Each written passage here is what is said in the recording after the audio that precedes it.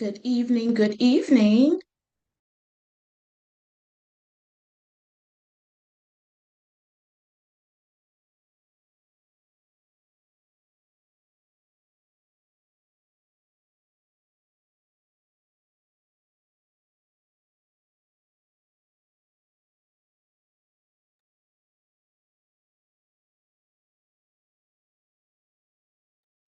Okay, good evening, everyone. I was having issues coming off mute, but I think now everyone can hear me, see me. Can I get a thumbs up if you can hear me?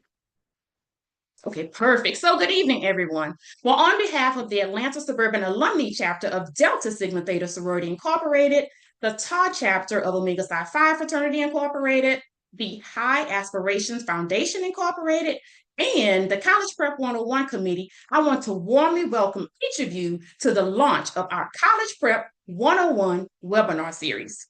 I am Kiana Butler, and I am honored of serving as your first vice president of the Atlanta Suburban Alumni Chapter. We are so excited that you've joined us this evening as we continue our mission to empower students and families with tools, knowledge, and confidence needed to navigate the path to higher education successfully. Our College Prep 101 program has already made a tremendous impact through our in-person events and now through this virtual series, expanding our reach, making valuable college preparation resources accessible to more students and parents across our community. Tonight's session focuses on one of the most important steps in the college admission process, the ACT and SAT exams. You'll learn practical strategies to boost your scores, manage test anxiety, and approach these exams with confidence and clarity. Once again, welcome to the College Prep 101 webinar series. Thank you for investing in your future and allowing us to be a part of your college journey. And now it is my pleasure to turn the program over to Myra Reeves.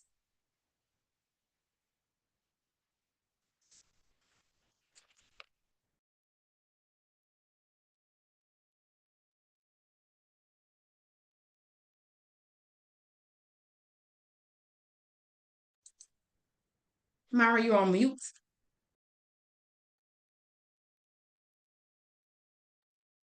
All right, let's try that again.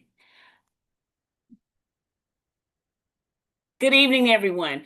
And thank you, Kiana. It's my pleasure to introduce our moderator for tonight's webinar, a highly accomplished global marketing strategist and entrepreneur. Growing up in Germany as a proud Air Force brat, she learned very early how to adapt, lead, and serve across cultures. As a result of her upbringing and educational background, she was and is well prepared to make significant impacts as a corporate leader, entrepreneur, and civic leader, which includes membership in Delta Sigma Theta Sorority Incorporated for more than 27 years. Help me welcome Kanjalin A. Dexter, a graduate of Albany State University with a dual degree in marketing and management, and graduate of Troy University with an MBA in business administration, management, and operations. Thank you, Myra, Miss Myra from Lincoln University. Yes, and of course you all saw that Miss Kiana had her Fort Valley State University, all of her, the blue and gold, the other blue and gold. We are choice rivals, of course. I know we're flipping through some slides and I see some slides, but look, we have a raffle that's coming up. We were going to be talking about that, and we also wanted to talk about the objectives for today. So the reason why you're here, look, is to ensure that we're providing those actionable strategies.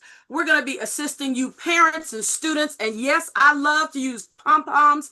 I was a cheerleader, and if you're a cheerleader out there, you know you can get a scholarship as well for cheerleading. We are now officially a sport, but the parents and students out there, you're going to learn how to make decisions regarding test taking and discover tips and tricks today for success. And then, of course, you're going to expand your knowledge and get access to resources.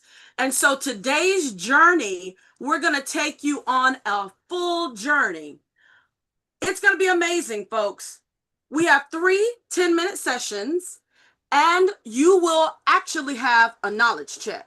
So take your notes, get your notebooks out. You're not just watching the webinar just to be, sitting there. If you are eating popcorn, well, good, enjoy it. But you need to be taking notes, and because each segment is going to have that knowledge check. And look, again, like I talked about, there are going to be some raffle opportunities. And there's going to be opportunities and discounts for you to get help. HELP, and you'll find out what that means soon, okay? All right. So on the next slide, we want to talk about the raffle that you'll be, hopefully you need to stay to the end now. You got to stay to the end. But it's called the Common Black App. The Common Black App. And hopefully you all have heard about it. But you got to stay to the end because we'll be raffling this voucher. It is the one-stop place for college applications for 67 historically Black colleges and universities for $20. But where in the world can you can fill out one application for 67 colleges? We're going to be raffling that off. So here is how you participate. In order to enter the raffle, we need you to be preferably a high school senior. We want you to be a high school senior. And during the session, if you comment on IG, Facebook, and we also are live on YouTube, okay? Hashtag College Prep 101.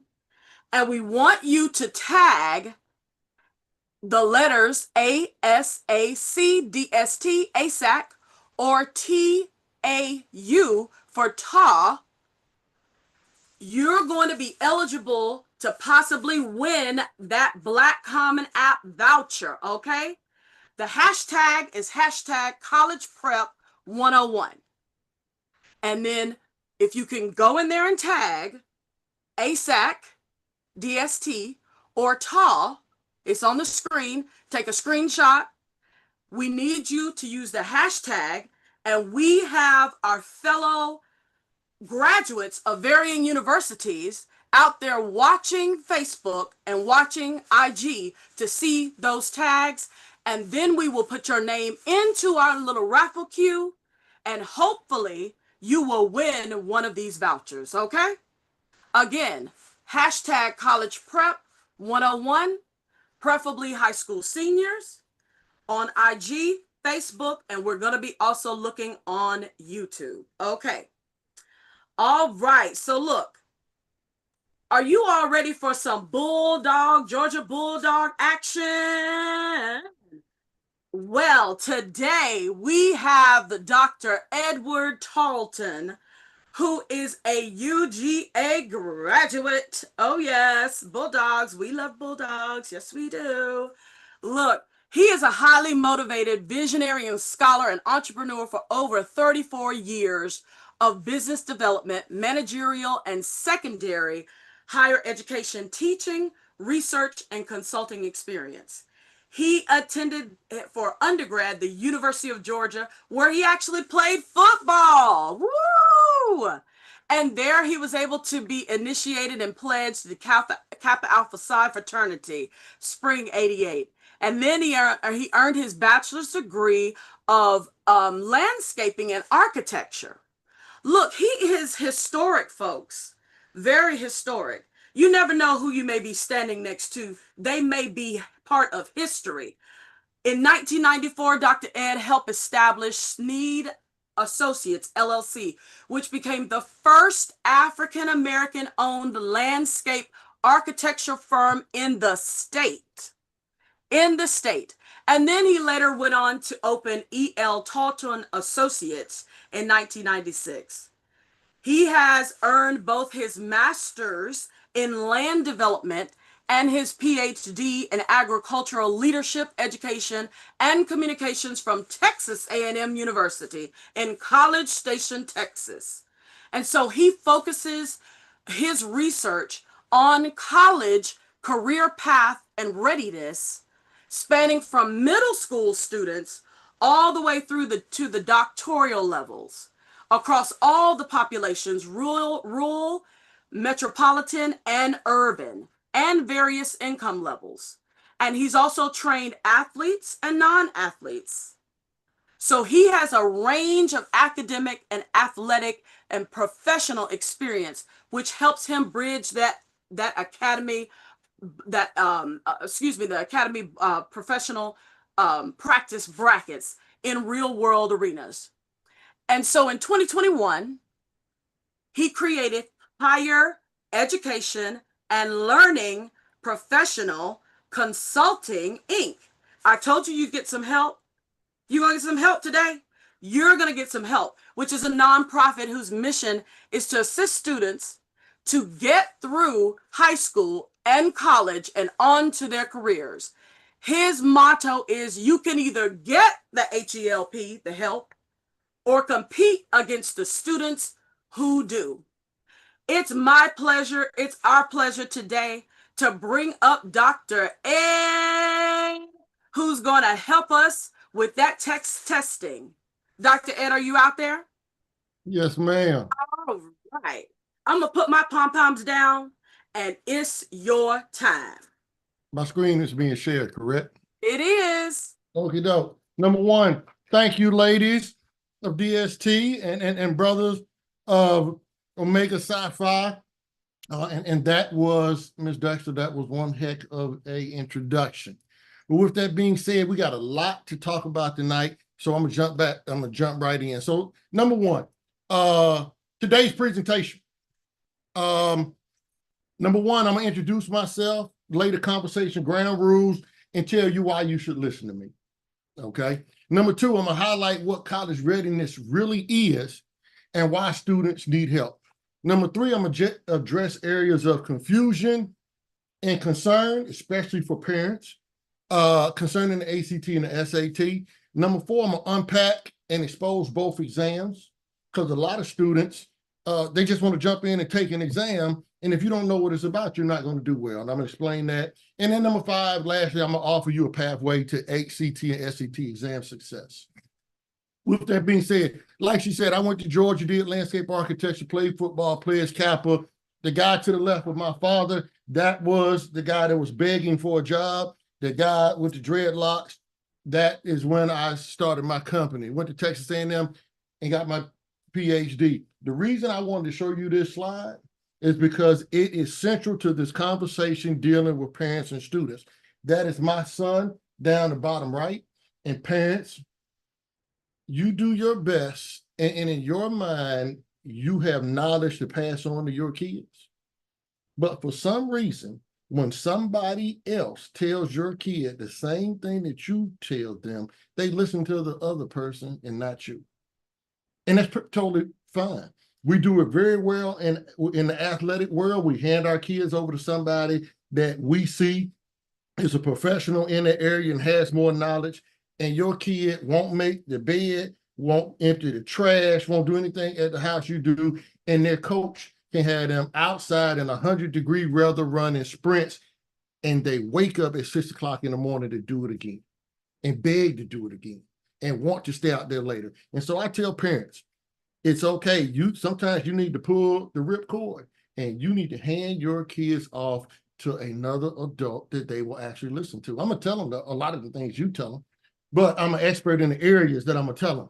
Okay. So, ground rules. Number one for the night: a closed mouth don't get fed.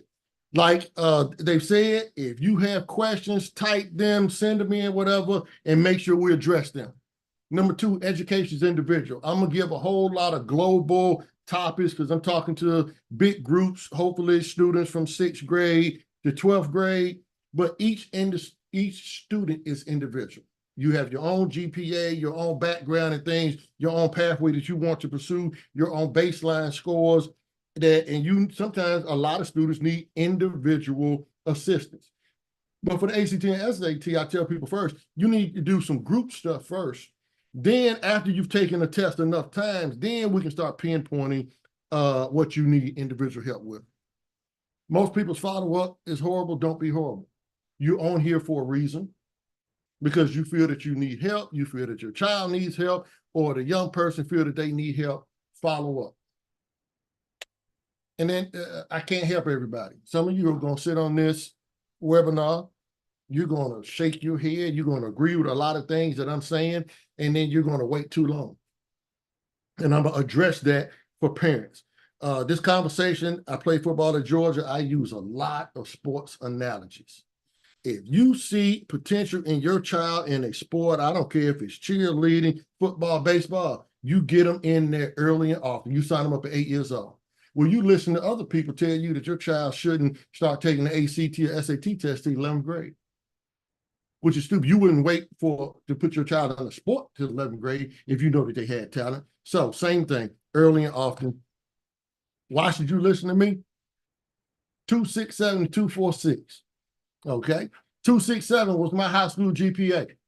If I was in high school now, I would not be college material. I'd be in a small engine mechanic class or cutting hair. Okay, but the grades were different. Back when I was in high school, a 95 to 100 was an A, and a 74 was an F. For a lot of students now, 74 is a C. So 246, my college GPA at Georgia. Like they said, I played football, players Kappa Alpha side. I like to consider myself a well-rounded student. What I tell students is this: if you don't go to class, you can't get an A. Okay, so 267, 246. I went to Texas A&M at 37 years old on academic probation. It's amazing what happens when you go to class, read what you're supposed to read, hand your work in on time, and build relationships with your professor. I had a 4.0 first time since second grade probably, and finished with a 3.66. And the reason I tell you this is because a lot of people stand up in front of you that had PhD behind their name, and they've always been smart. And so when they talk to students, they can't connect to students because they can't connect to students that aren't doing their potential just because they're procrastinating, they're lollygagging or whatever. And I was that student. So I know the tips and the tricks to get out of that rut. And the students I work with, they look like you. Okay? I don't focus on a color. I don't focus on a social economic status like Miss Dexter talked about.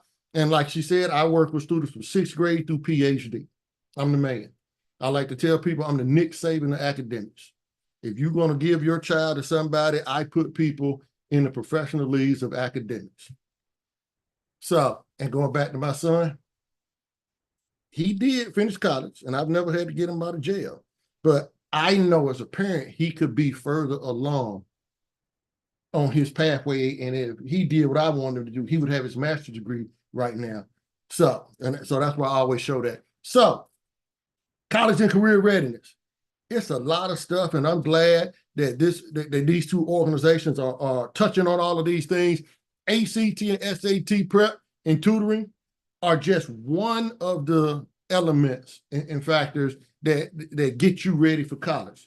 But I'm gonna talk about this. It's the one that, guess what? If you focus on this and you get the right score, none of the other ones matter. You can get a full ride to college. Your teachers don't have to like you. You don't need a coach, athlete. You ain't got to send no film in or nothing. You walk up to a college and career fair. If you were at the college and career fair a couple of weeks ago, and you walk up there with a 28, you get scholarship offers every school, every table you go to. They ain't asking for your high school grades. They ain't asking for your resume. They don't care what you're involved in. That 28 trumps everything. It's a joker, the big joker. And so that's one of the things that you need to focus on, especially if you haven't been doing everything else you should be doing. So most students are here. And I showed this slide that lost, confused, unsure, clear, especially students that are academic. Students that play sports, they know they want to play a sport. They know that college is a way to professional. Academic students, they're confused because they're so smart, they want to do a million things, but they want to do them all at one time. You can't do them all at one time. They have the books, they're in classes, they have the books, they have the computers, they have all the technology, but they don't use it. They have a smartphone, they don't use it for anything but talking on it, surfing the internet, but they don't look for any questions. I tell students, you can't be a dummy with a smartphone. Okay. And this is one of the things that for academic students, what students think they want versus what they actually get. I assess students a lot that I work with, and I ask them, I have a list of about 13 career cluster areas that you can go into. And I ask them, what are your top career cluster areas of interest just off the top of their brain? And most of them say STEM, because K through 12 education is set up that STEM is college ready. Everybody's not going to be an engineer though. Okay. And it's amazing. Then they say, and I'm just showing you some of the top things. This is before when the students self-select their top career clusters. When I assess them, STEM goes down to 4% on average. Health science goes from 14 to 9. Arts, AV, and tech go up from 7 to 28. Architecture and construction, 3 to 20%. Finance, no student said it, but when they take an assessment, they see that they will be good in it. Okay, and it could potentially be a best fit career pathway. The reason this is so important, the reason I have this in my slideshow, because this starts the confusion. You only can answer the question based off what you're exposed to. Okay. Then I want to show you over 80% of the students change their top 2 career clusters after I assess them. And why this is important for parents is because students that change their major in college, the average student that changed their major once changes it 3 times. It's what they thought they wanted to do, something their friend told them might be easy, and then the fastest thing they can end up graduating in. Okay. So, and what this causes confusion, lack of motivation, time to degree. It increases dropout, and it costs parents money, and it drives you back crazy. Okay. And for academic students, this is what's impeding them right now with respect to the ACT and SAT. They aren't motivated. They aren't motivated like an athlete, a cheerleader, a band person, because they know they want to be in this college band, and they know they want to go to FAMU or Albany State or wherever. Those students know they are locked in. Okay. And a lot of students and us as adults, we see people all the time. Social media, they'll say college was a waste of time. I don't do anything with my degree. That's because you majored in the wrong thing and you were lost the entire time. And we're trying to lock kids in and not have them lost. And so students don't know what they want. Most teens select major careers based on exposure and not in their true strengths and learning style. Help changes that. Assessments build awareness, confidence, and clarity. When a student's real time take an assessment with me and they click on and they see their top 4 career clusters and they say, Dr. Ed, oh my God, I am interested in that. Boom. Because STEM is more than just engineering. And when you go to college, the engineering professors will tell you, look to the left and look to the right. Only one of y'all can graduate. Especially if you're playing around and it's homecoming and all kind of stuff and it's fall season and you out in the streets like Dr. Ed used to be. Oh, you know you can change your major before Halloween. You just ain't told your parents yet. Okay? Clarity creates motivation. When a student understands what they want to do, they're motivated to do it. They will focus on the test because they have an ultimate goal and it connects the dots for them. And then directions lead to success. Once students find their right pathway, they become motivated, they persist longer, perform stronger, and approach college and career decisions with confidence. And when you're sitting down taking the ACT and SAT, all of that matters. I relate it to sports. When at the end of a football game, when you hold up 4 fingers, it means I'm ready for the end. Well, these tests are 2 hours and 3 hours long. If you're just sitting down, you're not motivated, you're going to blow it off. And I'm going to show you later on what that means. So at the end of the day, how do you get here? You want to get into college, your parents, and you want to get out. You want to get to your career as soon as possible and reach the heights you want to get. But at the end of the day, and all other people on this, adults on this webinar can attest, it's about feeding your family at the end of the day. Okay. So once again, these are the students I work with. What you should be asking yourself right now, mentally, is how can I be damned? How can I learn these strategies? How can I work with Dr. Ed and help to make that happen? So my question for y'all is, who in here wants help? And if I was standing, if I was in the room with y'all, I'd make y'all get up, because you're not gonna be lazy for me and for yourself. Questions?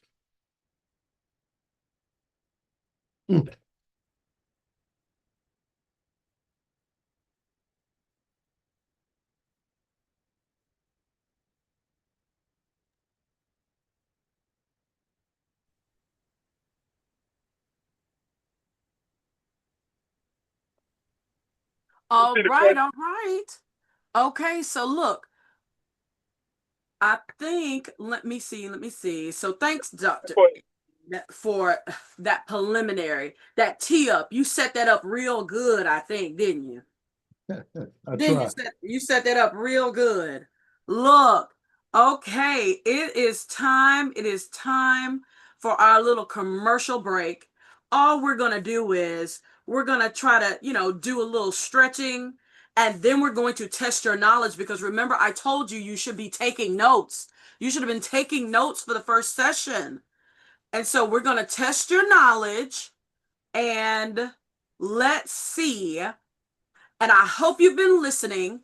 And I want to call on my tech diva from Fort Valley State University, Miss Chelsea, who I believe is also line sisters with Miss Kiana, who did the introduction, our first vice president from Fort Valley State University. Miss Tech Diva, are you out there, Chelsea? Can you put up the test questions for section number 1? All right. The knowledge question number 1 is on the screen. So you should see the poll question. What percentage of HELP, H-E-L-P, assessed students? Oh, okay. We got stinks coming in already. Students change their top 2 career choices or areas of interest. Is it 80%? What's that percentage? 40% or 60%? Then the second question, the majority of college students change their major how many times ultimately? 1, 2, or 3? Okay, we've got some people who don't see the questions. All right, let me try to put them in the chat for you.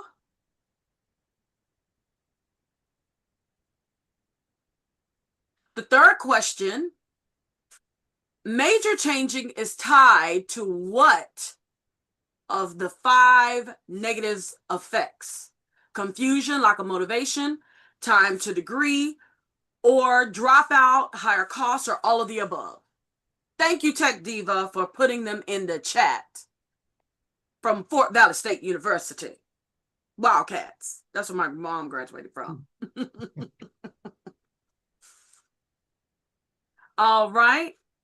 So we've got some questions coming in. Participants are putting in their answers and their choices. Is there anything else while we have this knowledge check, Dr. Ed, can you think of that we should be telling them? Anything else that they need to know? Any hints you want to give? Anything you want to give? Any hints? Hints. Okay, I can answer a couple of questions real quick that I see. Okay, all right. Okay.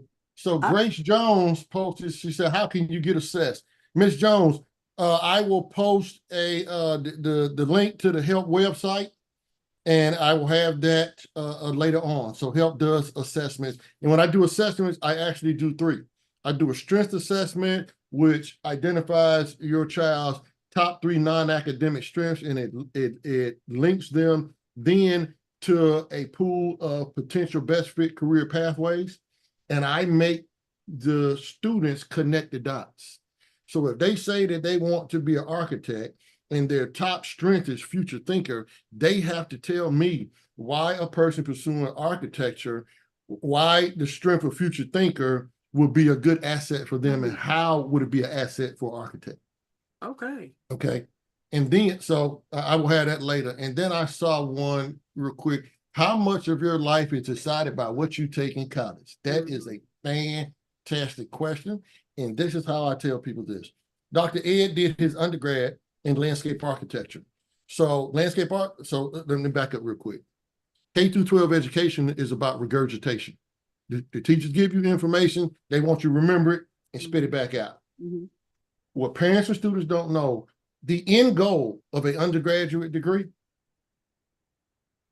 I have done my job as a college professor.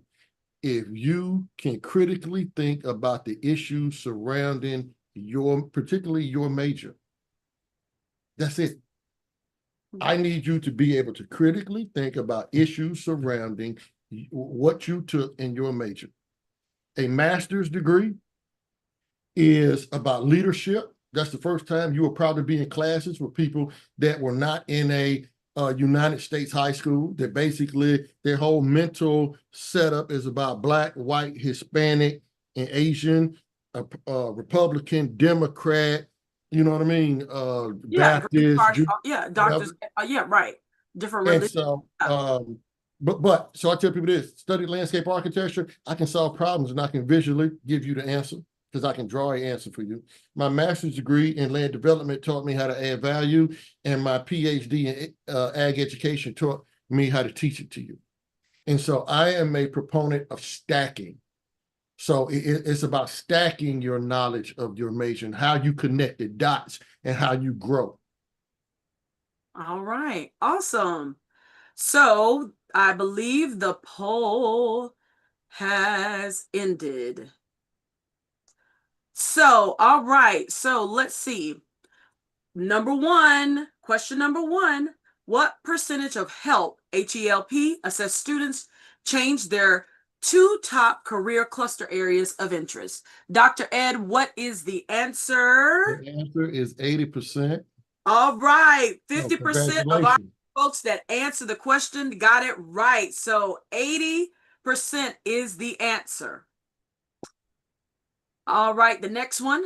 The majority of college students that changed their major once, how many times ultimately do they change their major?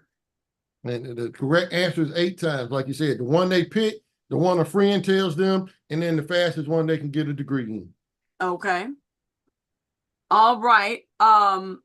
Major changing is tied to what 5 negative effects? And they did right at 70%. It's all of them. Confusion, lack of motivation, time to degree, dropout, and higher cost of college. All right.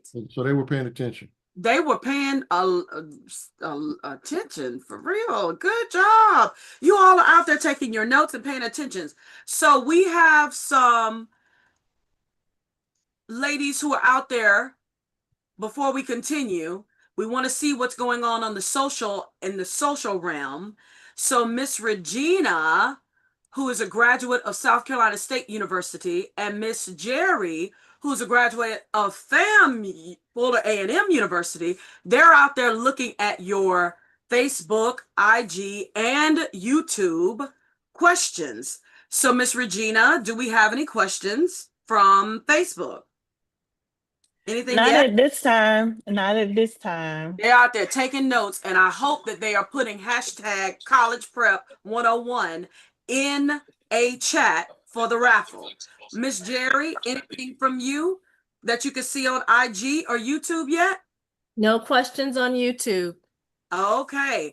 All right. Remember, College Prep 101, hashtag College Prep 101, enter in that raffle. All right, then. Before we move on, let me check the chat. The questions have been answered. It was answered live. I'm sorry. I have one question. I'm sorry that just popped up. How can parents help their child choose better to avoid changing their major? That's a great one. Fantastic question. They can get them assessed and stop going off just what your child says. Because think about this. When I ask a lot of students, they tell me they want to be a professional football player or professional basketball player. And when I tell them, I say, okay, Michael Jordan or LeBron is still playing, but Michael Jordan is arguably the best basketball player ever played, and he has a job.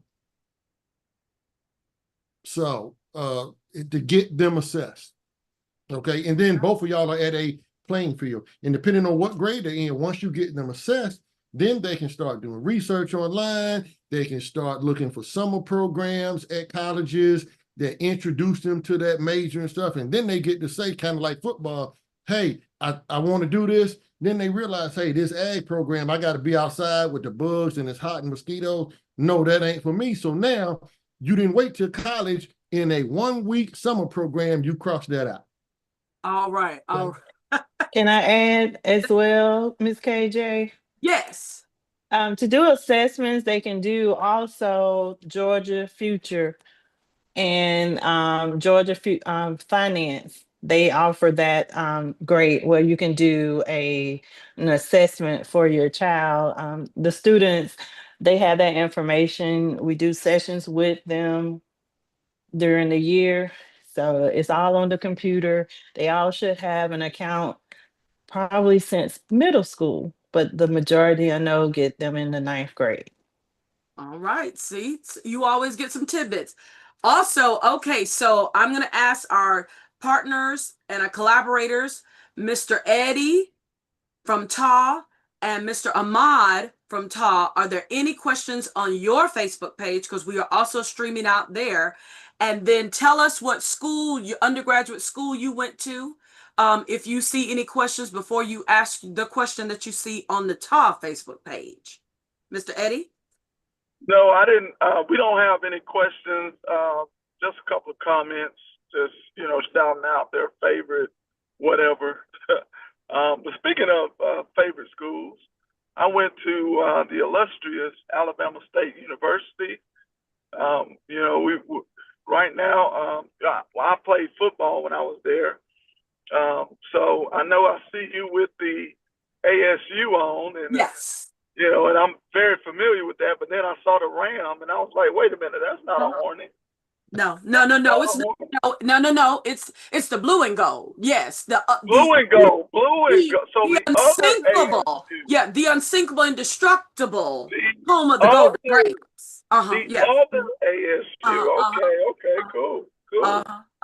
Yes, Mr. Eddie. Thank you, Mr. Eddie. Absolutely. Mr. Ahmad, anything from you, Mr. Ahmad? And what school did you attend? What's your undergraduate before we move on? Yeah, I don't see any questions on the Instagram. I mean, on the page. Okay. I had the beautiful benefit of going to the amazing Clark Atlanta University. Right here in the You in the building. Welcome to Atlanta. But other than that, no, I don't see anything. But you did say something that was actually amazing about the whole switching 3 times. I did find myself in that space and ended up graduating with a dual degree because I switched a couple of times and had enough credits to get 2 in a minor in biology. So this is definitely touching home. So I do appreciate the acknowledgement. Awesome. All right. So Dr. Ed, we're going to turn it back over to you. Boom. Cool. So, ACT and SAT. Let's go ahead and address the elephant in the room. Test optional. I talked to a whole lot of parents and students. This is the route that they want to go, and they would tell you, hey, I want to go to test optional school. I don't have to take the ACT and SAT. Let's look at what that really means. Test optional means students don't, the myth is test optional means students don't need to take the ACT or SAT at all. Okay? The fact is test optional means you can apply without submitting scores, but it does not mean tests no longer matter. Okay? So, without ACT or SAT, you might get a conditional acceptance to a college. And then when you go there, they will tell you that you need to take a placement test because they have no test to go by. Okay? It's called the Accupacer ALEX in Texas. It's a TSA to determine if students must take remedial classes. And since you have not studied, and the last time you took algebra was 9th grade, 8th or 9th grade, or geometry, you so far removed for those formulas, you're going to bomb it. And let me tell you what that means. If you don't show, and I'll show this in a second, a 23, then the math, if you just say forget it, the math remedial classes, it's 3 different levels. So you could actually be in a year and a half, 3 semesters of remedial math. Not only do you have to pass the class, but you have to pass the test before you can get out. And you can't take any college class that has math in it until you get out. The same thing with the English and reading. If you blow the English and reading part, you can't take any classes that require reading comprehension. So there's no sociology, psychology, history, government, nothing. So your first semester will look like remedial math, remedial English. Then I got to put you in like PE and like 2, basket weaving and God forbid music appreciation, because students think that that's easy. Okay. But so what families need to know, many competitive scholarships require ACT or SAT. You're not getting a academic scholarship without those scores. Okay, a merit-based. Honors programs and direct admit majors often use the test scores for placement and eligibility. Okay, colleges still review the scores even if you don't have them. And I tell students all the time, if it's 1 spot left and the students are equal, I got 1 student that took the scores even if they were not where you want to be, and 1 student that doesn't even submit a score, I'm going to always go to the student that at least tried. Okay. Test optional schools, like I said, the test optional schools, they still require you to take one of these tests. And if you blow it off, haven't studied anything, it's on the spot. Okay. Now, let's go ahead and look, and this is what students need to know. Dr. Ed has his PhD, so just sitting down for a test and not understanding the numbers is ridiculous. Okay. So for the ACT, the score that denotes college ready is a 23. So you get a 23, you no longer have to take a placement test normally, unless you're going into an engineering class. Then they want to know what engineering math to put you in first. But you're out of remedial classes with a 23. Okay. On the ACT English, below 18, you got to take developmental English. Below a 22, developmental math. So if you have no score, you're going to take this test, I got to put you in it. For the SAT, below an 1150, you got to take placement testing. Okay. And they're looking for you to get a 550 on the math and a 550 on the reading and writing. If you cannot show those scores, you're going to be in the hopper for potentially taking placement tests.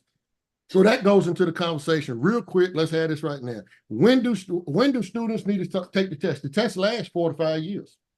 So that's their whole high school career. So I would start in the 9th grade. If I can hit these scores already, then and know I'm at a 23, now I'm going for money. And I'm going to show you what money is later. But there's no reason a child should wait until they're in 11th grade summer to start taking the ACT or the SAT. Once again, that you wouldn't do it for sports. You would think it was dumb for a student that's 6'11" to start playing basketball in 11th grade or going into their 12th grade year. Well, Dr. Ed says it is not smart for you for these tests, especially for parents that knew the day the child was born that you wanted them to go to college.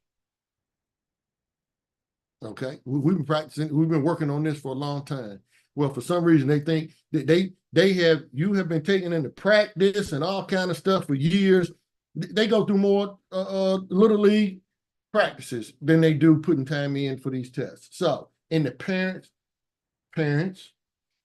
you have to support them like they're playing sports, not only with time but with money, and we'll talk about that. So, what unlocks the money? This is what the parents want to know. What scores do my child need to get to the money, Dr. Ed? I've already told you a 23 is college readiness. After a 23 for the ACT, 26 unlocks the first tranche of money. Qualifies most students for automatic merit scholarships at many public universities, especially for HBCUs. For some HBCUs, other ones want a 28. You walk up to a college fair person with a 28 and they giving you a full ride on the spot. Or they calling somebody on the telephone and telling them about you. All you got to do, you just leave a copy of it there and tell them to get with you. Okay. 29 to 31, now we're talking full ride scholarship and dorm. 32 to 36, now we're talking everything. Okay. For the SAT, 1,200 to 1,290 is when the money starts opening up. 1,300 to 1,390. That's when, like I said, the second level, that's when they start giving you all kind of stuff. Basically, it's almost like an NIL deal. They start negotiating with you. But the thing about it is a lot of kids are smart. Why would I wait until I submit an application in November of my child's senior year when I can tell colleges at the end of their junior year, okay, when colleges come around and once you start identifying some of my program stuff, you get in that, and I'm ahead of everybody else before. Basically, they're giving me a full ride before I even handed in the application. And what I tell parents, that's what you want. You want your child, if you put the money behind them, the time behind them, they put the time in and the resources, and they get that score, you want to be treated like a 4 to 5 star athlete. You want them to roll out the red carpet, and they will if your child can show the scores. This is too much information for everything. I just want y'all to know that I know it. Okay? And so when you give your child to me, you and we're going to walk through what this test really means for them. Okay? Each individual test. Okay? But if they work with me, what we're going to do is I'm going to give them an assessment on the ACT. I'm going to give them an assessment on the SAT. We're going to find out which test they just get a higher score in naturally. And at that point, we don't even worry about the other tests because they both mean the same. No colleges lean to one more than the other, and there's no need for your child to study for 2 tests. That's dumb. There's no need for them to be taking 2 tests. Whichever one they score naturally higher in, that's the one we stick with and roll with. So, the Dr. Ed, my child has a good or high GPA, they just do badly on test.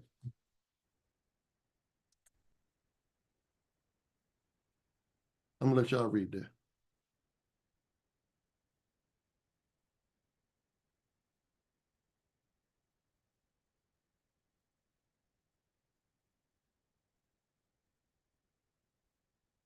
That's how I look when parents tell me that. And this is what I tell them. They ain't good at nothing they don't practice. Sports, video games, Candy Crush, chorus, band, whatever.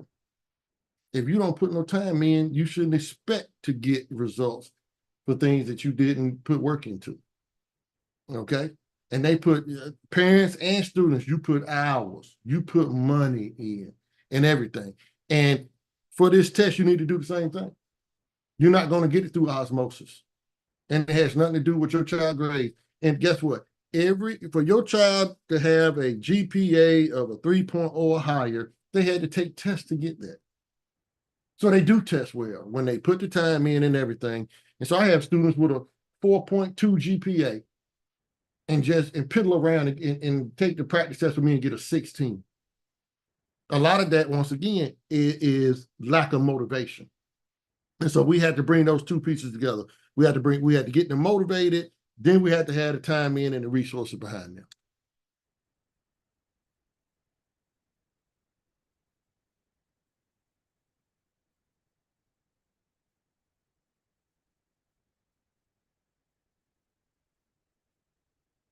And when you practice, you win championships. And I told y'all I'm the Nick Saban of academics. So that's my boy. I put people in the big leagues. When I work with students, my job is to work them to basically, I strip your child down and I put them in a t-shirt and shorts. And just like Nick Saban has them run the 40, shuttle, run, bench press, whatever, in the mile, I do the assessments with your kids. I find out more about your kids in 30 minutes than you or their teachers know. And they're in their class every day.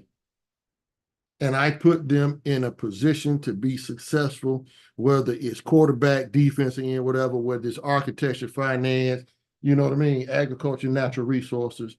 And when I put them in the right position and they can see how that relates to a career major and jobs and see people that are successful, that's the deal.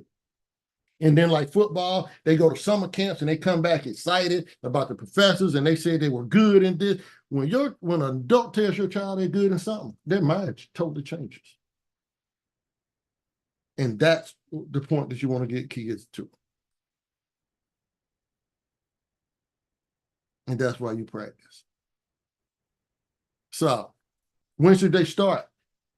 Parents ask me that as soon as possible.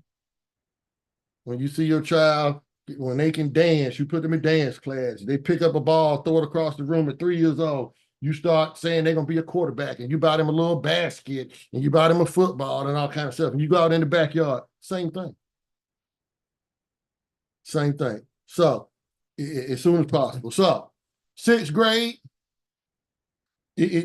or right now. I tell parents and students, you got to start where you at.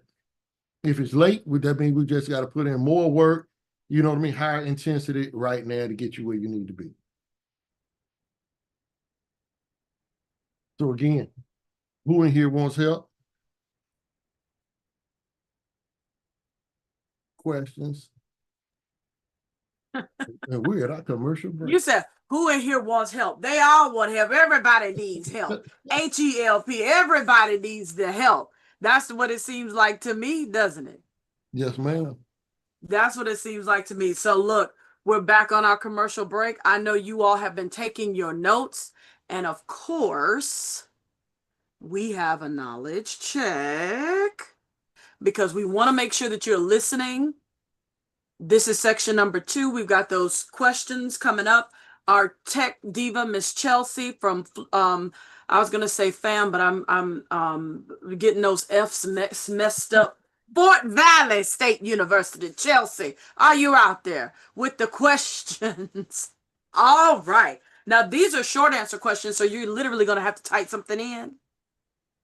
The first one is, what are the baseline scores on the ACT and SAT that denote college readiness?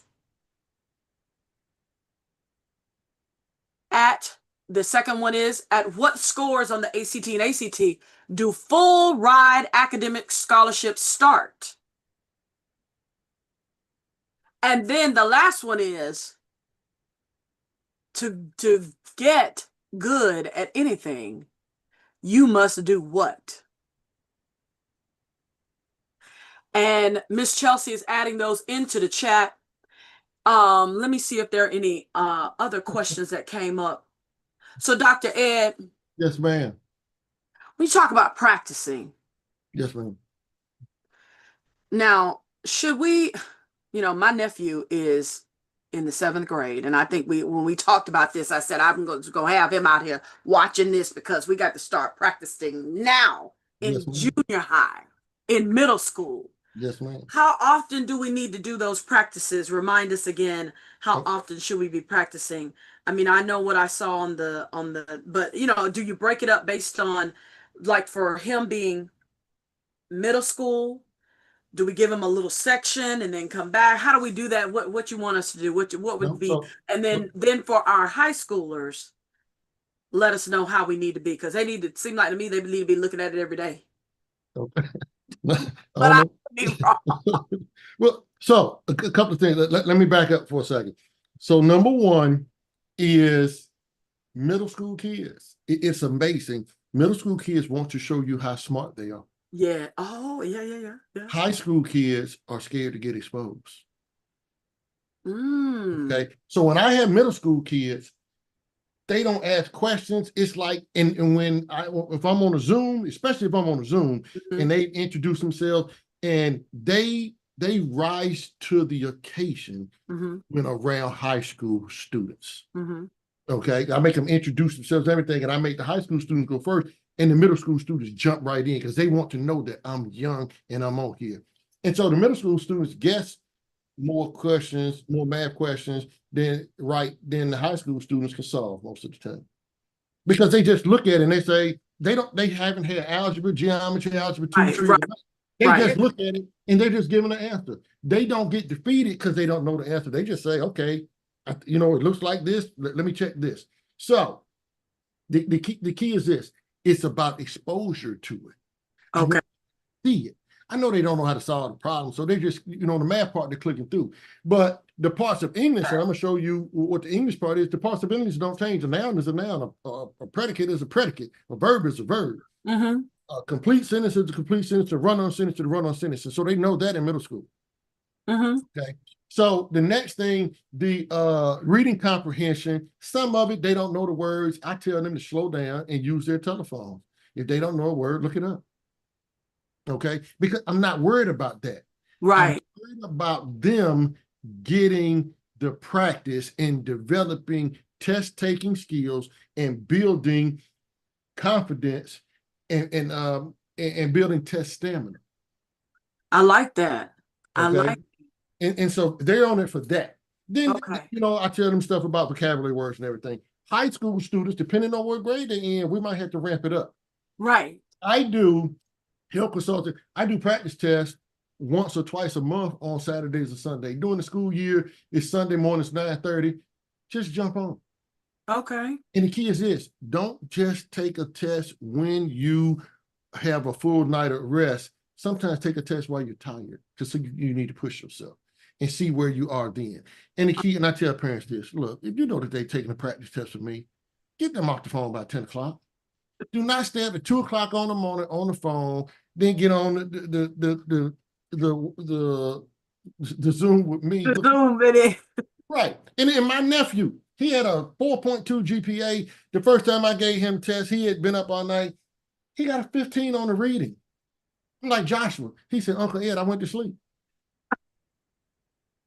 So he didn't answer half the questions. He woke up, you know what I mean? And the next section has started. So, and once again, every student at their own pace, and I want them to see the pace of the test. Because Right. the ACT is 60 math questions in 60 seconds. Yeah. All of us have done math homework. We spent 15 minutes on one problem. Oh, one problem. Exactly. What that means, and I'll go to it coming up, it's not about solving a math problem. It's understanding the concept they want you to understand. So when you see it, you know it. Done. Okay. Okay. Okay. So, I like it. so for middle school students, I would say, what, once every 2 months with me? Okay. For Okay. high school students, there's no reason they can't sit with me once a month. Okay. Okay. And I tell parents, say, well, we got to go to church. I say, COVID hit, you didn't go to church for 2.5 years. Okay. And God told me to provide this opportunity for your child. So Dr. Ed gives you a schedule. So that one Sunday, they can be with me. Right. So they just need to go to Wednesday Bible study or whatever, or catch the Zoom. Okay. Awesome. All right. That was a great overview. And I'm definitely going to have to tell the village, my brother, my sister-in-law, my mom, my dad, we got to get my nephew to just, I mean, from a middle school perspective, it's just about creating the stamina, understanding how to take the test, feeling comfortable in it, so that by the time when he gets to high school, he won't be intimidated by it, Exactly. scared by it. I love that. I love that.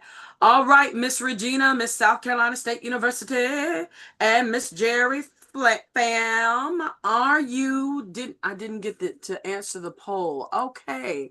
All right, Miss Grace Jones, I see that out there. Okay, practice. ACT 23, SAT 1150. Question number 2, ACT 32, and then SAT 1400 is what she's saying. What was the right answer, Dr. Ed? 26 and 1200. 26 and 1200. All right, she trying to go on up with that 32 and 1400. She trying to make straight A's. Yes, And then of course the last one was practice. We had like 15 slides on practice. You got to practice, y'all. Practice. Miss Regina, any questions from Facebook? Miss Jerry, any questions from IG or YouTube? Mr. Ed or Mr. Ahmad, anything on the Facebook pages on top? Any questions? This is Jerry. Yes. All right. Go ahead. On YouTube, we have one question, and it asks, how do you evaluate which test a student should focus on? Should they take both or one? All right, YouTube. Fantastic question. And I kind of mentioned it before, but I will reiterate now. I tell students to take a diagnostic test with Dr. Ed and Health Consultant, of course. In both, they take one for the ACT and they take one for the SAT. And I do them the same day because it's on my same software platform. So students are taking the SAT, cool. They all start at the same time. And I'll tell you about this a little bit coming up. But the SAT is a little bit shorter than the ACT, but they take both. And we identify their baseline score in both tests. And the students get to tell us, you know, I felt more comfortable on this one and I scored higher. So at that point, we leave the other tests alone. And so we focus on the one that you naturally, and I say naturally do better, because they haven't studied before they take the first test with me. And so it's the one that they naturally do better on and are most comfortable with, and we focus on that one. Fantastic question. Great question. Great question. Anything from any other questions, social media questions out there before we move on? Yes, I have one. So, Dr. T, what information is covered on the ACT and the SAT? Like, is the ACT basic knowledge of 9th through 12th grade? If you understand my question, can you help me out? I not only understand your question and whatever parent asked that question, but we are channeling each other because that's next. And I will answer all of those questions for you. Stay tuned. Yeah, Dr. Ed is about this business now. I've talked to a lot of parents and I've talked to a lot of students, so I know what you want to know, and I'm about to give it to you. Fantastic question, though. Thank you. Okay, so look, I talked about the raffle, and it's time for the raffle. So I have the pleasure of bringing up Miss Dana Davis, who is a graduate of Florida A&M University. Yay! And she also just happens to be the chair of our chapter's Educational Development Committee, and she's responsible for making sure that things like this, our series, college prep, and our mentoring program throughout the entire year, GEMS, Academy, and Embody, actually have full programs. We have a place where students from all ages, junior high, middle school, through high school, boys and young men, girls and boys, can come each Saturday, the first Saturday of the month. Of course, you have to fill out the application and do all of those good things to be a part of that. But she is in charge of that, and we are ready for the drawing. I hope you all put that hashtag College Prep 101 in the chat, Facebook, IG, YouTube. We've been talking about it. Miss Dana, are we ready? So we're kind of ready. We have had some hashtag College Prep 101 entries on the Facebook page. And so we have the student of one of the parents. His name is Ezekiel Elias, Elias, Elias. He goes to Lakeshore High School. So he is our first winner of the free Black Common app application fee, which is a $20 value. We will contact him through his parent to get his information so that he can access that free application and apply for his for 67 HBCUs at one time. All right. See, all you had to do was just comment. All you had to do was just comment. Free application. Okay. Amazing. Yes. Congratulations to him. All right. Well, stay tuned because we have more drawings. Miss Dana will be back. And hey, we may be doing more than one then. You never know. We're going to turn it back over to Miss Dr. Ed. Thank you. So let's break these tests down. Get out their head out. I already knew that question was coming up.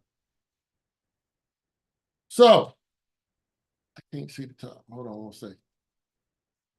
There we go. So the ACT. ACT English. They focus on 3 sections: productions of writing, knowledge of language, and conventions of standard English. Okay, I want y'all to focus on something though. Everybody pull out their telephone real quick.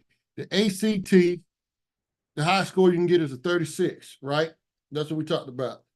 And scholarships, for the first thing is that college readiness starts at a 23. So 23 divided by 36, 64%.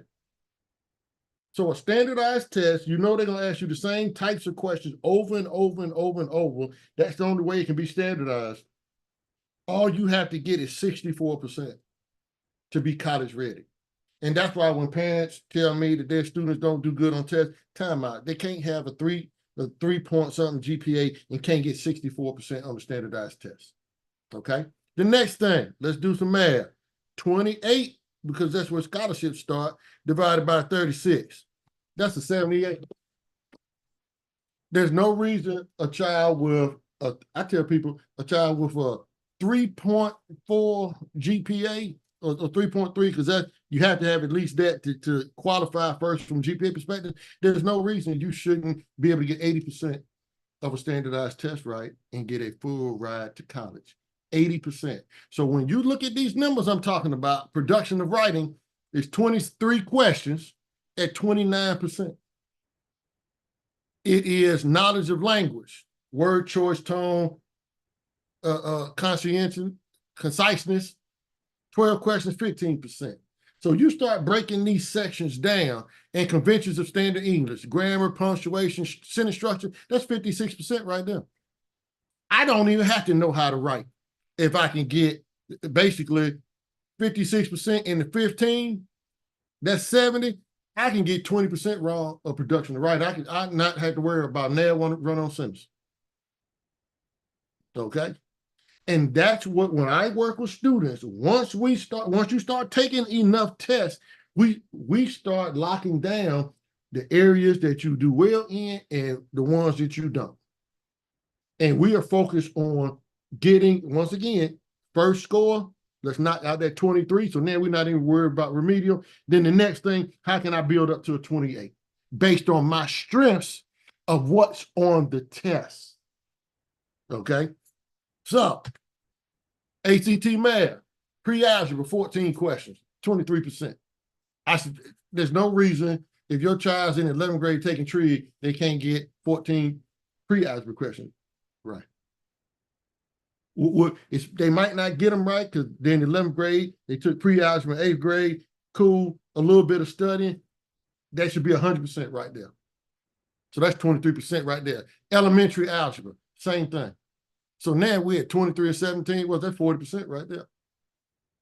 Okay. Intermediate algebra, cool. I get half of them right. Coordinate geometry, I get those right. Plane geometry, that's a little bit more difficult. But once again, you start doing the math and you're saying, okay, I should knock out pre-algebra. I got elementary algebra. I got intermediate algebra. I'm going to get a couple of these geometry questions right, get a couple wrong.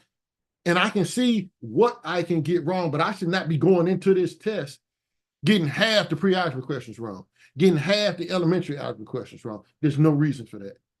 And so once again, just like I believe in stacking with your majors and things to get to the career pathway, there is a process to take this test down. And a sports analogy, first off, you take their best player out the game. Okay. And we do what we do well. We make sure we do that well. Okay. So that's the math. The reading, key ideas and details, main idea, inference, and summary. 25 questions, 55%. Craft and structure, author's purpose, word meaning, and test structure. I tell parents and students the first time they've seen this, I say, nobody's ever broken down the test to you or your child like this. Ever. I'm 56 years old. Until I started doing it and breaking it down, nobody did it for me. Okay. But when a child sees this, now they start saying, okay, cool. Now, main idea, what are they talking about? And that's what I teach them first. This is what they're looking for when they say main idea. This is what they're looking for when they say inference. This is what they're looking for when they say summary. Okay. Then if I ask the kids right now, what does author's purpose mean? They don't know. They're going to give me some answer out of their top of their head, not what a academic is looking for at a college level. And the first thing we're going to do is we're going to explain that to them. And so now they will be able to know. So now when they're taking the test, they're looking for that.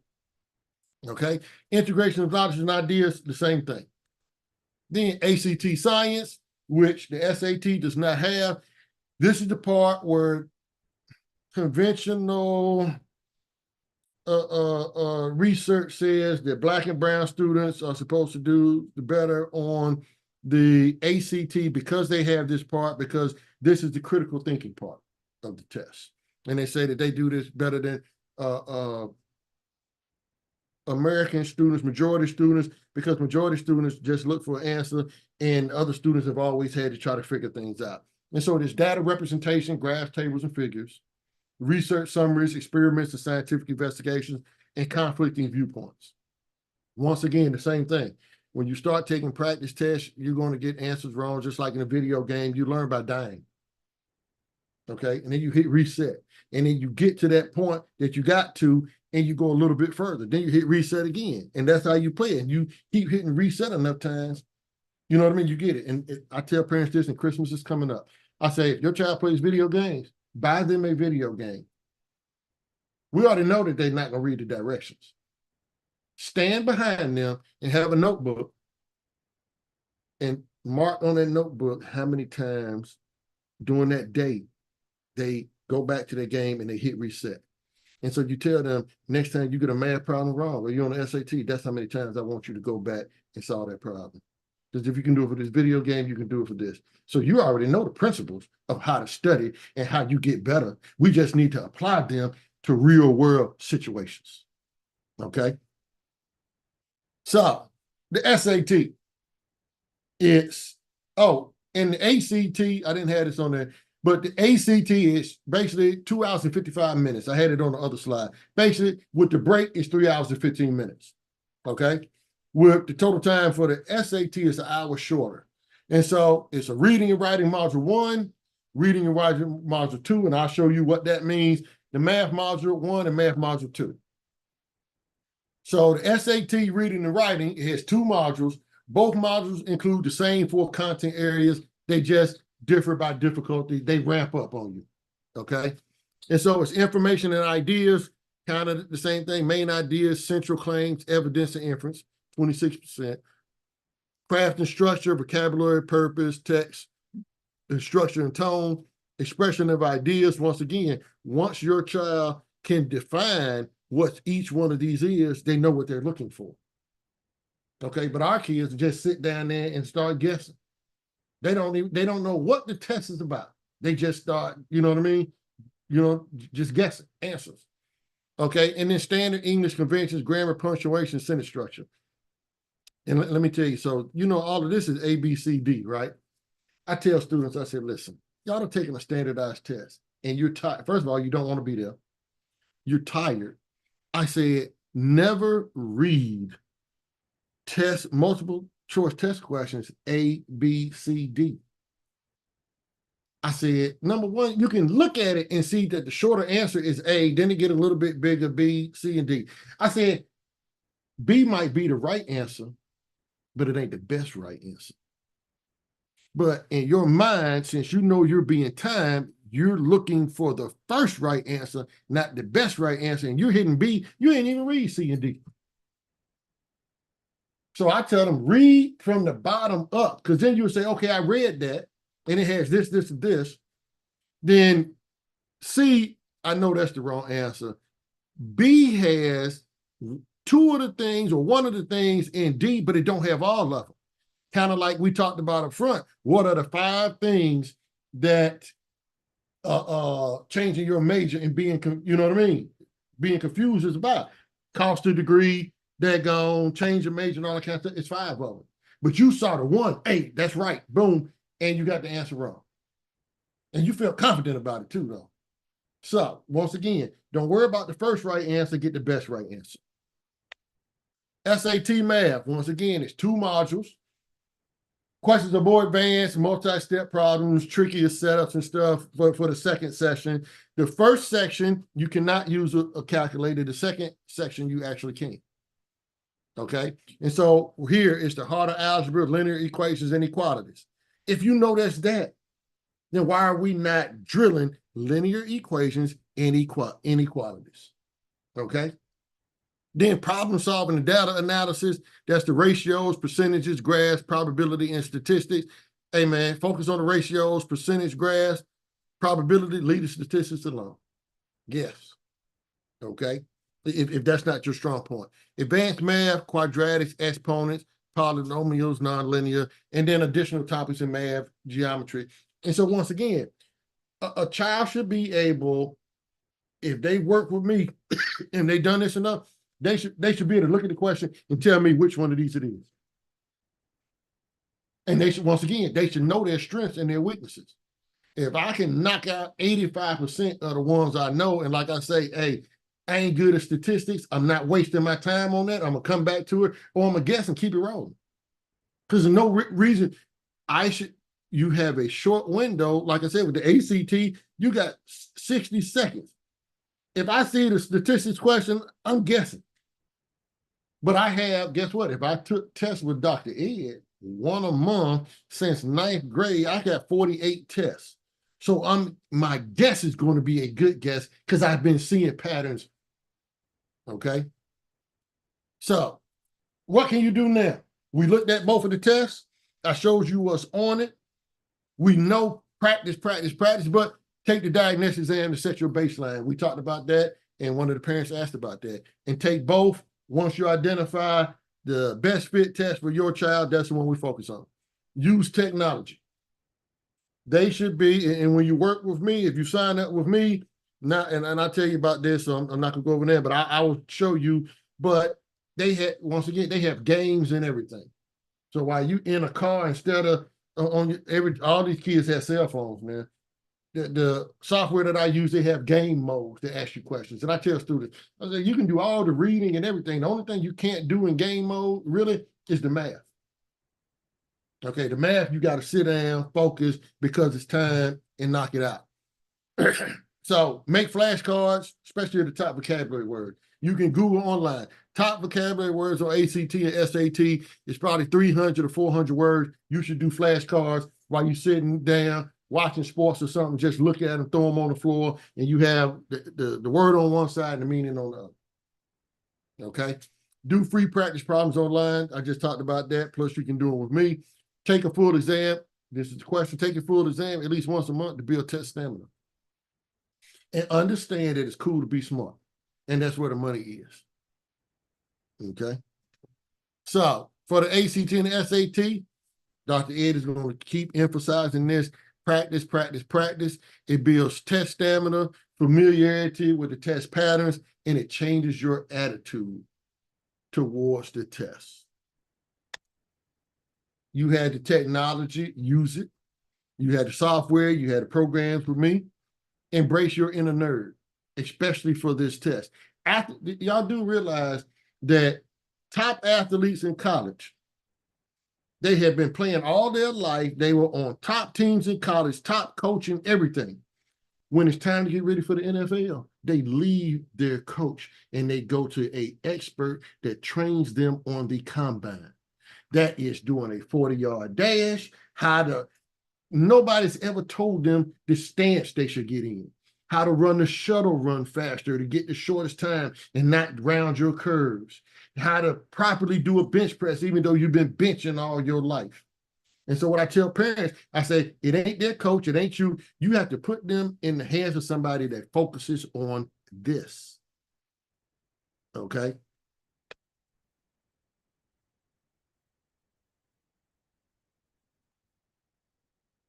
It's back to you.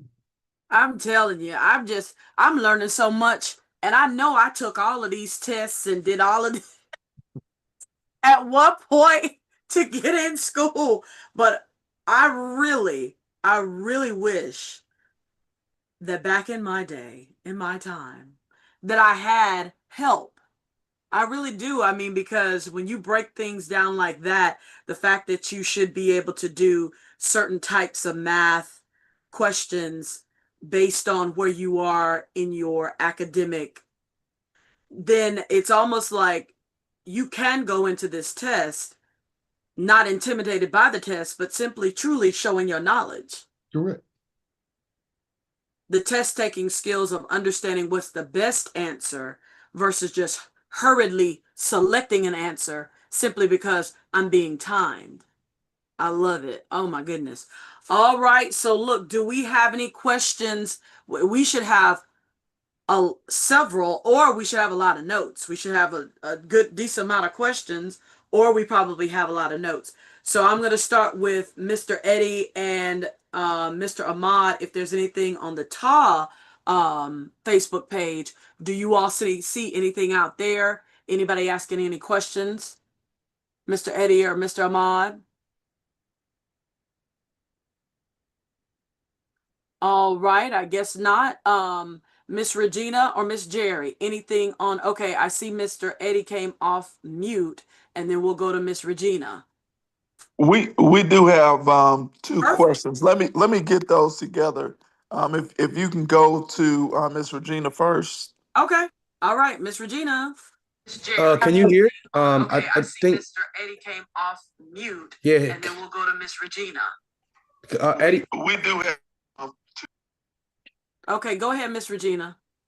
I don't have any questions at this time, but my previous question that was on the screen was very thoroughly answered, Dr. Eddie. We thank you. Awesome, awesome. Miss Jerry, do you see anything on YouTube? Yes, we do have two questions. The first question is to guess or not to guess. Don't guess first, guess last. Say But, it again. but I'll tell you something. Write their first answer that came to their mind down, but go back, guess last. Okay. And the second question is it worth studying things that you already know? It all depends. Watch this. If you keep taking practice tests with Dr. Ed and you getting those answers right, all you're wasting is 60 seconds. So you tell me. Guess what? If I give you basketball, you can dunk on the team. You're going to keep dunking, right? To score points. Keep dunking these answers. Awesome. All right. So I know Mr. Eddie had questions. He wanted us to go to Miss Regina, and then he was getting the questions together. So either Mr. Ahmad or Mr. Eddie, do you all have your questions ready? Can you see them? Go ahead and unmute and let's ask them. Yeah, can you hear me right now? We can. Okay, perfect. I think it was lagging before. The first question that we had is there a test that is better for students good in math, but not good in English? Okay. So both tests are going to expose your strengths and weaknesses. So I would say take both of the tests and let's see. Mm-hmm. Because remember, there were different elements of math and English. So they might not be good in overall English, but they might be better in the elements that the ACT asks with respect to English than the SAT. And we will know that from their scores. Plus, okay, when you take a test with me, not only, unlike the actual test, when they take the diagnostic test with me, it will show them when they get an answer wrong, it shows them the correct answer and how they should have thought about getting the answer, just not a math equation that shows the answer. Okay. It walks them through mentally. I couldn't show all of that because my time limit on here, but I was going to show y'all what it looks like when a child takes a test with me. And so the parents can go and look and see. And like I said, it explains and say, hey, you should have thought about this like this. Remember, in this paragraph, it said this, that was the connection point of that. And so it doesn't just give the answer, it gives, and once you start doing that over and over and you understand how to think about it, like I said, we do that in sports.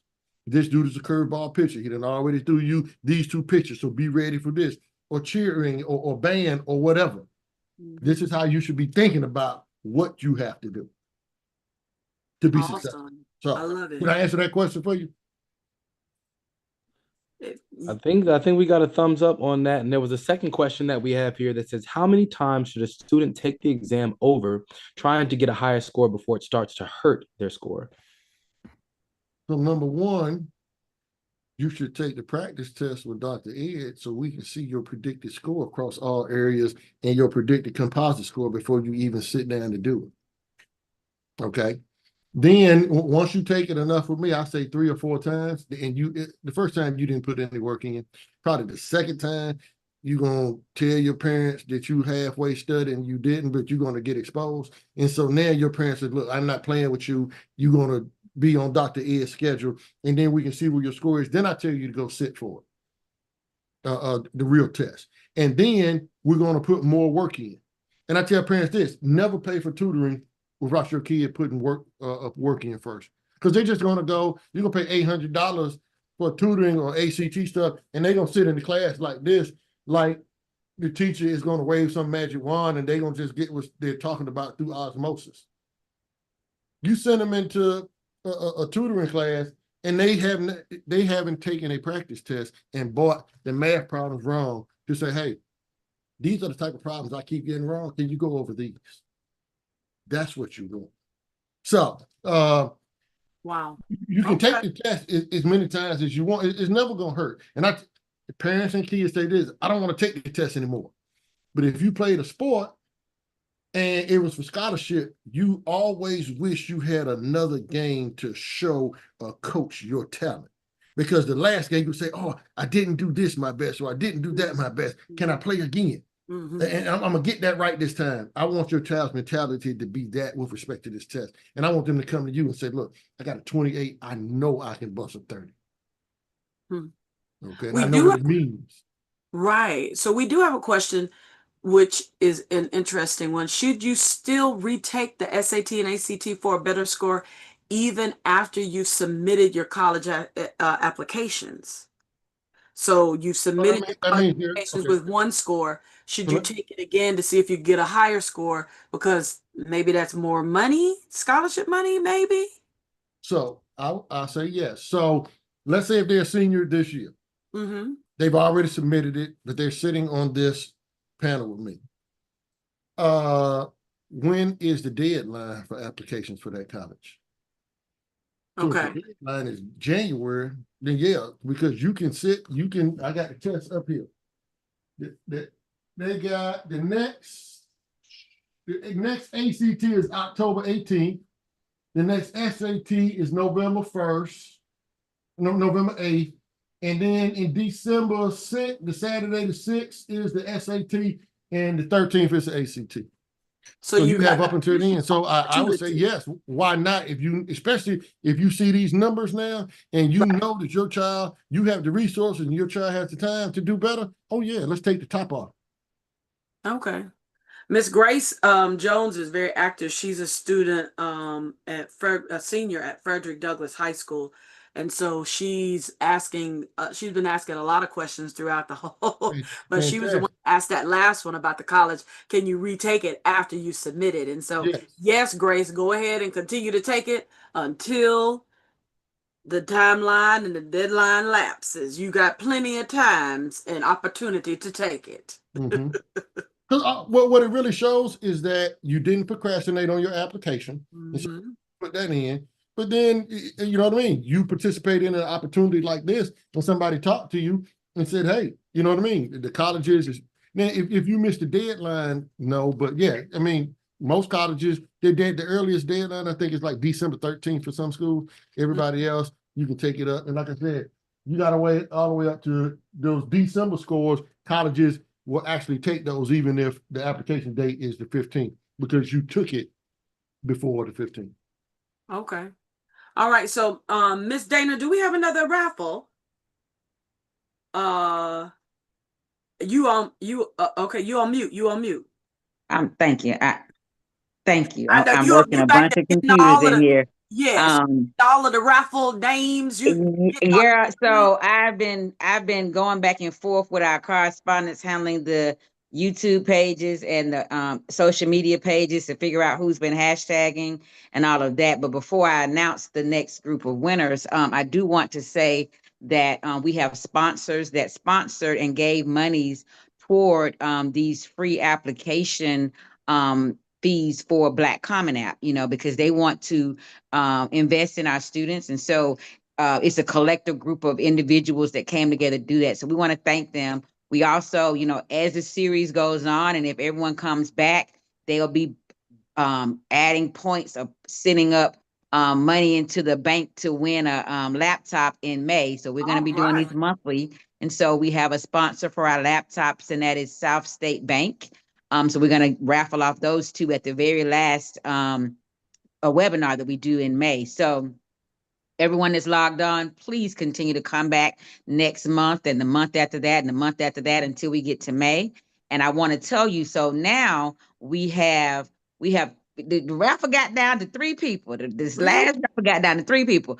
So we had the Portia Allen, who is in Fayette County High. And she's in the 10th grade. So, we're trying to get students in 11th to 12th that actually putting applications in. So while she was in there asking questions and participating, we have Grace Jones, who is a senior 12th grader at Frederick Douglass. She's been asking a lot of questions. So, she's up there. And then we have Caden Payne. I think I'm pronouncing it correct. Caden Payne has also been asking questions as well. So since we have this tiebreaker here, we're going to give a voucher for the Black Common App to both Grace Jones of Frederick Douglass High School in APS and Caden Payne.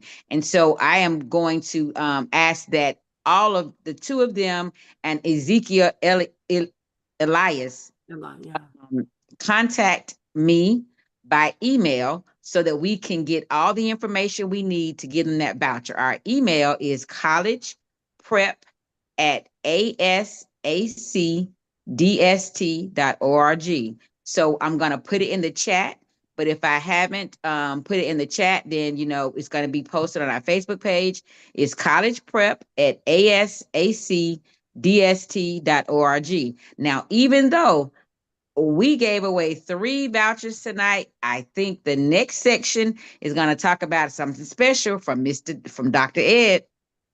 Yes, it is. Yes, it is. Thank you, Miss Dana from FAMU. All right, Dr. Ed, is back to you. Fantastic. So let's land this plane.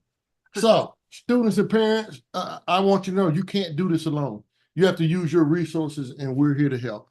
Delta Sigma Theta, Omega Psi Phi, Dr. Ed and help. And we are, number one, I get chills when I talk to students, and I tell students all the time, the world is, and people, but really the students I work with, the world is run by people that show up.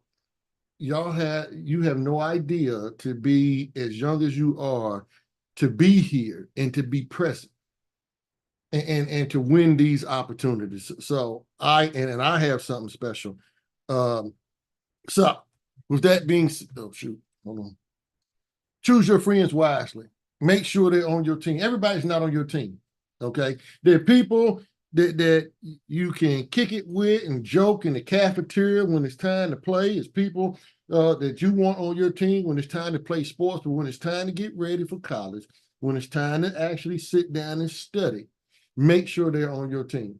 Okay. And I tell students all the time, y'all should be doing homework in a group setting anyway. That ain't cheating. Okay. It's only cheating on tests and quizzes. I tell students, y'all should be getting hundreds on homework. Number one, you got your friends. Number two, you got Chat GPT, you got the internet, everything. Okay. I'm not saying act like it's your answer, but if a teacher gives me 20 math problems for homework and I don't know how to do 5, I'm gonna go to Chat GPT, I'm gonna go to Google, I'm gonna put down the right answer. But then I'm gonna put a note and say, hey, I was confused on this, but I ain't dumb enough to not get the right answer and to get a 70 or 80 on from homework. I'm gonna get 100 on homework every day. Okay, but I need you to go over this. Okay? Don't procrastinate. Do not stagger. And stagger is the failure to complete a task that's essential to the growth and development of the whole, and it's caused by low lack of motivation and no sense of time. You know, and parents, you know that your child needs this test. You know that it's for college. You know that especially with high achieving students, basically you got over 3.0 GPA, they should be killing this, and they should be hitting scores with practice. They should be hitting scores to go to college for free. Okay. And I hate to say it, but you want a big league next year. You want a big league, and you want to show up to the daggone career fair with 28, and you want to stack a copies of 28 scores, and you want to walk around to every table and talk to everybody and give them that sheet of paper. Carpe diem, seize the day, and today's the day. Okay, I don't care what happened before today, where you were, and I love the fact that the young lady, the Astro, I'm familiar with Douglas High School, that she asked a question about, Dr. Ed, I'm already ahead. I didn't procrastinate. I submitted my questions, but in my mind, she said in her mind, I know I can do better. Okay, I know I can get a better score. So most people's follow-up is horrible. Don't be horrible. You know what you got to do. So again, who wants help? And Dr. Ed and help have a Delta and I guess an Omega ACT, SAT discount for parents. And what the program consists of before I tell you the price. Number one, both diagnostic tests. The students will take an ACT and SAT diagnostic exam with me to determine their student's best fit test and baseline score. The students can review, which I talked about, can view detailed explanations for every missed question. It has 6 full-length practice tests that the students can reset. And same thing, once they take one of those practice tests, actually it's 6 for both the ACT and SAT, so that's 12. But once we lock in a test, you're not going to worry about the other one. Monthly health virtual proctor test workshops. So Dr. Ed, matter of fact, I'm doing one this Sunday. And so at 9, all my doing school tests are at 9:30. So I'm doing a practice test. They can start, once again, seize the day. They can start this Sunday, 9:30 with me online. Once they take the test, it has over 1,600 practice questions. And it has a game mode for that. So, and it has an individualized study planner. So based on how you did on either the ACT or the SAT, it will ask you some more questions. You will tell it, the young lady, like I said, that's the Astro, or anybody that's the 3 seniors that were on here, they can put December 13th in the system, and it will set up a study schedule for them from today to December 13th. You know what I mean? Well, actually, the 12th. Okay, individualized for the answers they got right and the answers they got wrong. And then, actually, I'm gonna tell y'all, we have the week of November 17th. We have, I'm almost sure it's the 17th. We're doing a 4-day group tutoring session at 7:30 at night, going over the most missed types of answers on both of the tests for students. And once again, if you take a practice test, you get to come with Dr. Treba, and you get to bring and ask her specific questions about the questions that you got wrong. Okay. And so tonight only, for people that are on here, it's 50% off. So instead of 12 months for $450, it's $225. Wednesday, when it goes off, it goes up to $325. And then after Sunday, I'm gonna give y'all the Sunday. After Sunday is normal price.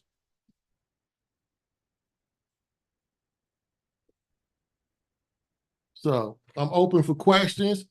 And to sign up for the discount, you can either go to the link and it'll take you to my website. You will see the flyer for tonight's webinar, And right up under that is the button to sign up, or you can use the QR code.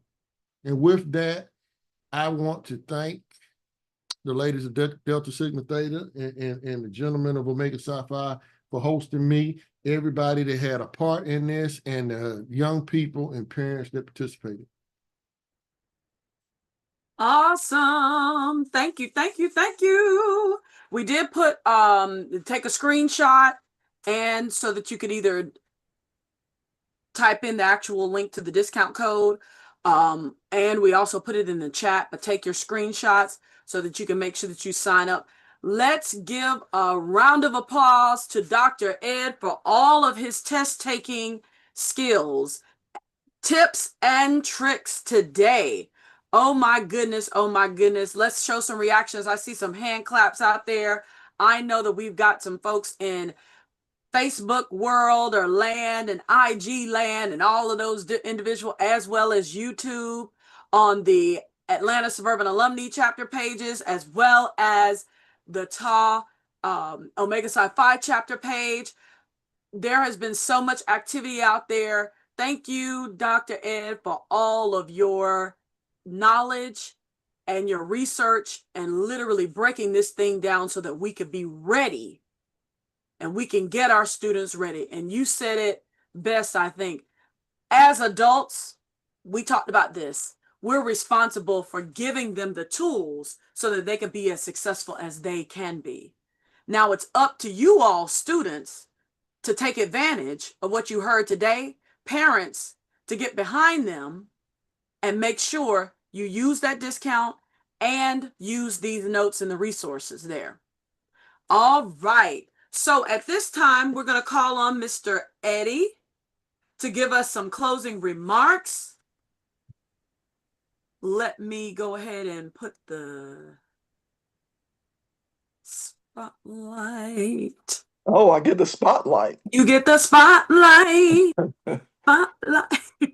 Yeah, well, I just, Dr. Ed, we just want to thank you for all your, wise words and good tips on how to take tests. I really wish that you were around when I was taking tests, or, I was trying to get into college and things like that, because, I graduated in 1996 and we just, we didn't have those type of resources. So if you're on this call and you have aspirations of getting to the next level, these are some things that you need to take advantage of, because these things are not afforded to everybody. Just feel blessed, and we're so thankful that you brought that to our attention. And thank you, ladies from Delta Sigma Theta and the brothers of Omega Psi Phi, for taking time out of your day to be on this call to help these young people. So just on behalf of TAR chapter of Omega Psi Phi, we say thank you, and look forward to you guys joining our webinar, the next session, which will be next